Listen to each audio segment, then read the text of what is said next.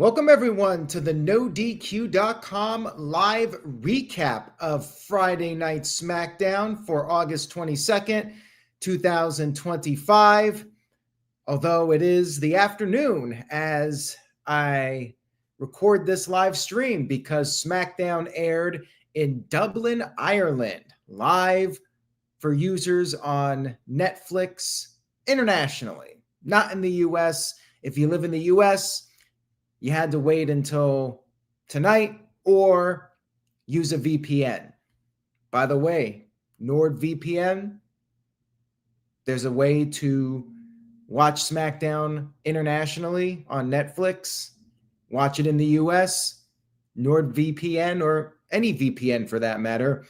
Head over to the NoDQ.com post about SmackDown, the results, and click on the link provided. You can sign up for the VPN. Anyways, let's get to SmackDown. We opened up the show with Raw's Becky Lynch. Now, of course, the brand extension is still a thing, but I guess because Becky is from Ireland, she had to be there in Dublin. Becky Lynch came out there, got the huge ovation from the fans. She brought up how it was the first SmackDown ever in Dublin. The crowd chanted, "We deserve it." But then Becky said they don't deserve it. And she went on to do everything in her power to get the fans to turn against her. She was mentioning her hot American husband, Seth Rollins. They chanted CM Punk.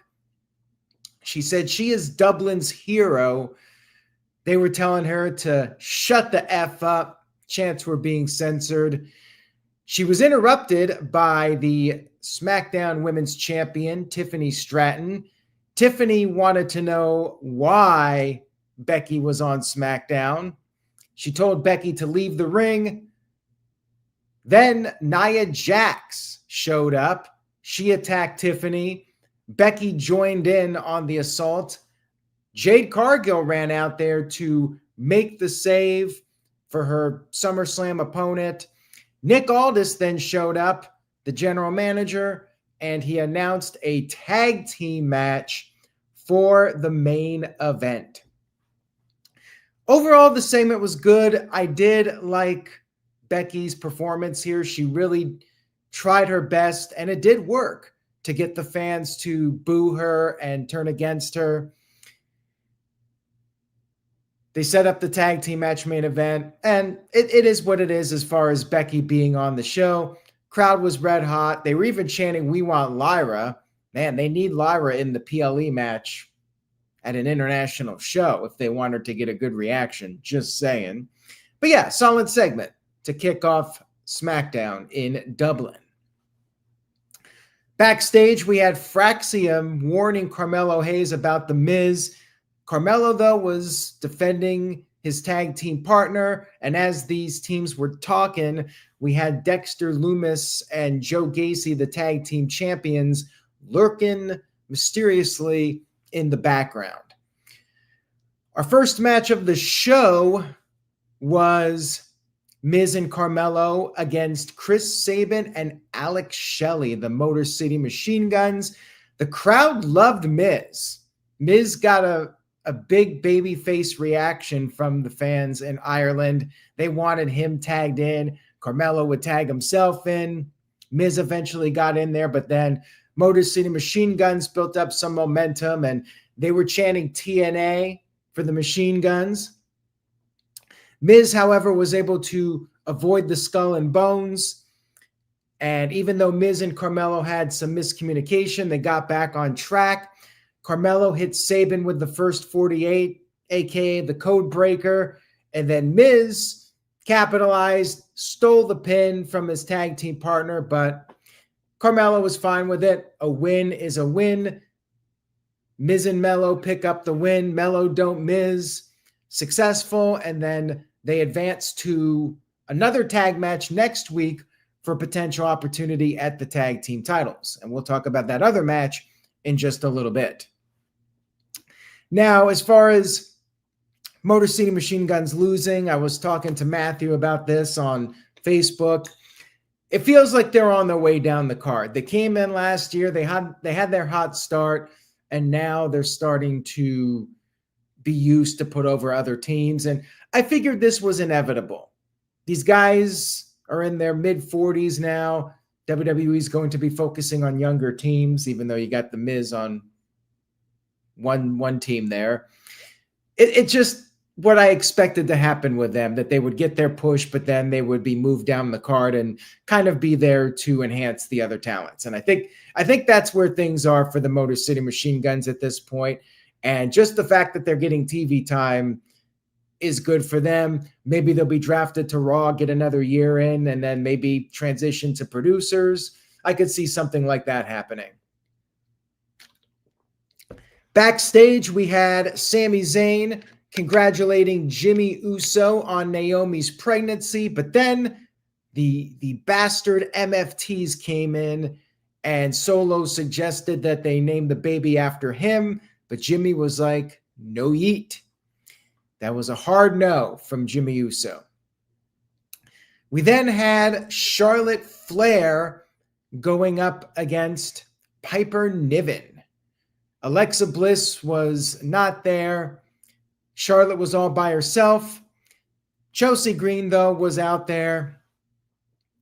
And Alba Fyre was there. So it was basically 3-on-1 for Charlotte. But she was doing well. However, Piper kept kicking out of her big moves. The moonsault, the spear. Piper stayed in it. Then we had Alba Fyre distracting the referee. Chelsea Green raked Charlotte's eyes as Charlotte had on the figure eight. And then Piper finished off Charlotte with the Michinoku driver and got the 1-2-3 victory. Secret Harvest pick up a win. And as a result of this, next week, they will be facing Charlotte and Alexa for the tag team titles. It was a filler match. It was fine. Charlotte loses, though. People are making a big deal out of that. I was a little surprised, but I guess they wanted to do this to set up the tag team title match for next week. I guess that makes sense. And hey, Piper got a win, so good for her. Match was standard, though. Backstage, we had Kiana James telling Michin that if she wants a women's U.S. title opportunity against Julia, she has to go through her first. Mia Yim was ready for the challenge. She accepted it. And we also had Nikki Cross lurking in the background. So the Wyatts are just hanging out backstage. I thought that this was fine, but what is up with Julia? Why are they not having her in matches? She's the women's U.S. champion and she barely does anything, it seems. I don't know. I would have her more involved. We got to sit through a Kiana James match now with Michin to set up a match where Michin's probably not winning the title. It just feels like filler to me. Can we get somebody else in the women's U.S. title scene besides Mia Yim? Just saying. All right, we had what was maybe our most interesting segment of the entire show, the John Cena confrontation with Logan Paul. Cena came out there. The crowd was singing his song. But before he could say anything, Logan Paul interrupted. Crowd was chanting, F you, Logan. And he was like telling the people that they were wasting their time because they're just getting muted. And because of that, the people at home could not even hear Logan. Logan called Cena a corporate pawn, said he's an actor who just simply knows how to wrestle. Now, Cena had quite the response. Cena, when he gets in the zone, there are few that can touch him. Cena said that, yes, Logan is a tremendous athlete and a potential future WrestleMania main eventer. However, he said that Logan is also a disappointment. Why?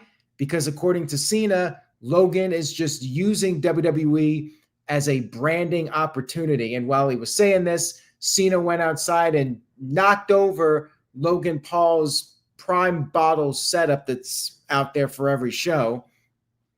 Cena got back in the ring. He said whether he has 100 moves or 5 moves or 1 move, and the 1 move, he showed off the middle finger to Logan Paul.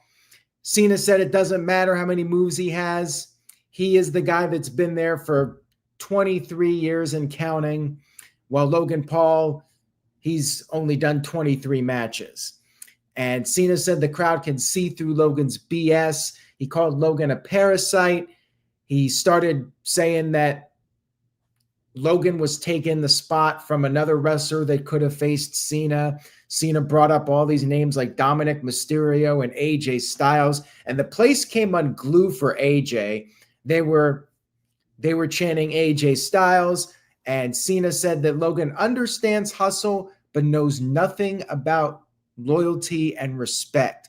He told Logan to bring his A game to Paris, or else John Cena's going to beat the ever-loving shite out of him.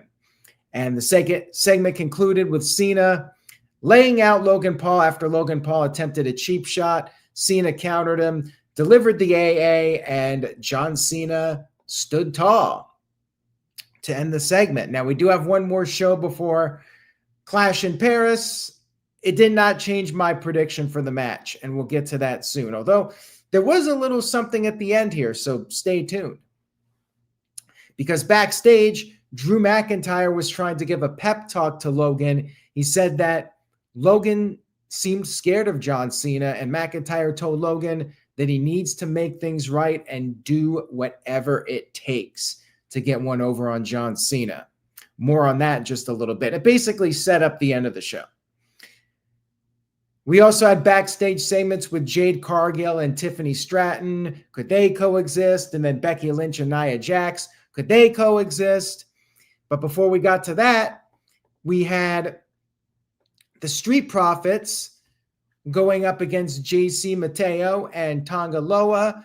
Standard tag team match here. Bad guys got the heat for a while, and the fans were chanting, "You can't wrestle" at JC, which is an interesting accusation considering his background. And then Montez Ford tagged in Dawkins. Dawkins built up momentum. We got the breakdown with everybody in the ring. We had Tala Tonga, who was on the outside. He interfered. Then we had all the shenanigans. Jimmy Uso showed up with a steel chair. Tala fought back. Tala went into the crowd.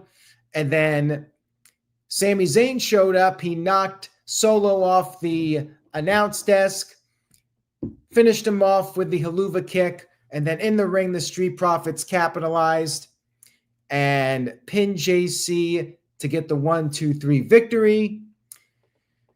Great Value Bloodline loses this one, and the Street Profits advance to next week's match against Melo Don't Miz. As I mentioned earlier, that match will be next week, and the winning team will go on to face the tag team champions at some point.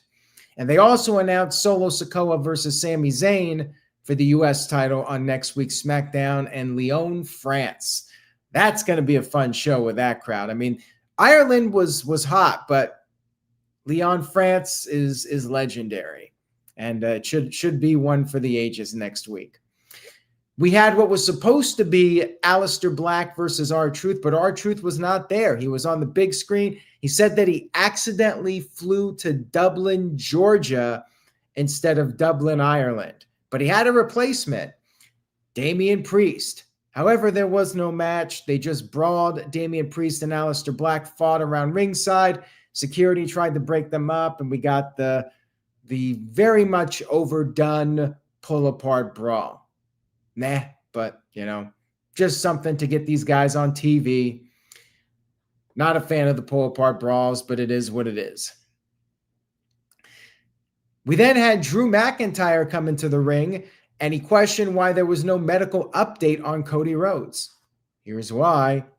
They don't want to do the match at Clash in Paris. They want to save the match for the debut with ESPN, the WrestlePalooza, but we're just going to pretend that's not the case. He called Cody a little bitch, said that Cody has no friends left, but he was wrong because literally out of nowhere was Randy Orton. Crowd was going nuts. Orton gave him the RKO, and it sure seemed to me like they're doing McIntyre versus Orton at Clash in Paris. They didn't confirm it on the show, but I feel like that's the case. Also, Cody is doing the movie. I forgot that. Cody's doing the Street Fighter movie. So that could explain why he's not on TV right now. I could see that Orton versus McIntyre as a filler match to set up McIntyre versus Cody at WrestlePalooza. We had our final match of the evening. Becky Lynch teaming up with Nia Jax, her old arch nemesis, against Tiffany Stratton, the women's champion, and Jade Cargill. The match was fine. Standard tag match. It went by pretty quickly here. And the match ended early, so you knew we were getting something afterwards. Tiffany did a swanton to the outside on both of them, but then Becky and Nia regrouped. They got the upper hand for a while. Then Jade tagged in, built up momentum. Becky decided to take a hike. She doesn't like Nia that much to begin with. And Jade and Tiffany worked together to finish off Nia Jax. Jade pinned Nia, got the 1-2-3 victory. And that seems to set up a future Jade versus Tiffany rematch. They work together here, but obviously there's unfinished business with the two of them.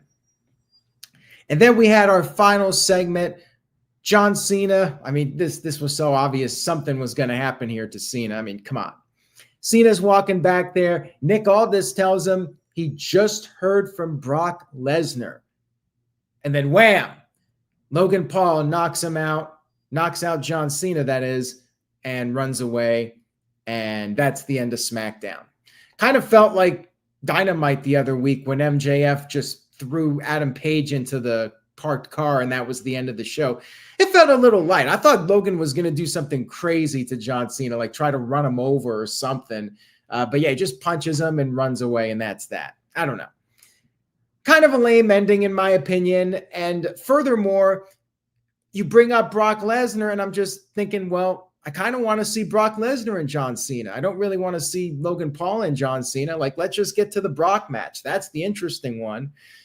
So yeah, I liked the promo segment, but I'm still kind of iffy about the match. It just comes off like filler to me. I'm sure it'll be good, but I want to get to the Brock match already. Let's just move along here and get to the matches people really want to see.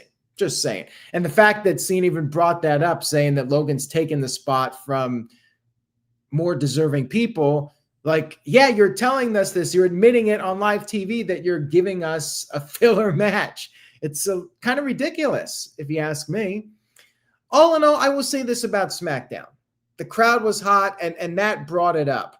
Without the crowd, if this was in the U.S., I mean, it very much was like the other international shows from earlier this year.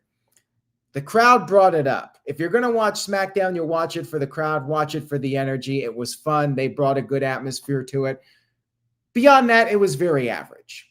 Like, this could have just been any random SmackDown from the year. Nothing all that special about it. The Cena Logan Paul promo, I would say, was the highlight. I'm not going to go as far as a 7, but I will give it 6 out of 10. I do think it was a good show, but not a must-see show. Not a must-see SmackDown by any means.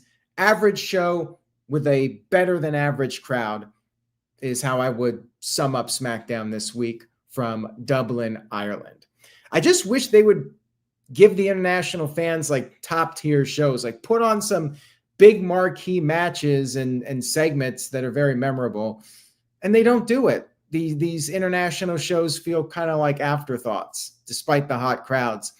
And Clash in Paris, I mean, it's a lame duck show with the ESPN move coming up and WrestlePalooza. It is very much a filler show, despite the fact that they're going to have one of the best crowds they've ever had for a PLE. And they should really be getting like a WrestleMania caliber show, if you ask me. But we're not getting it. They're getting a B show. The A+ crowd is getting a B show. A+ crowd should get an A+ show. But what do I know?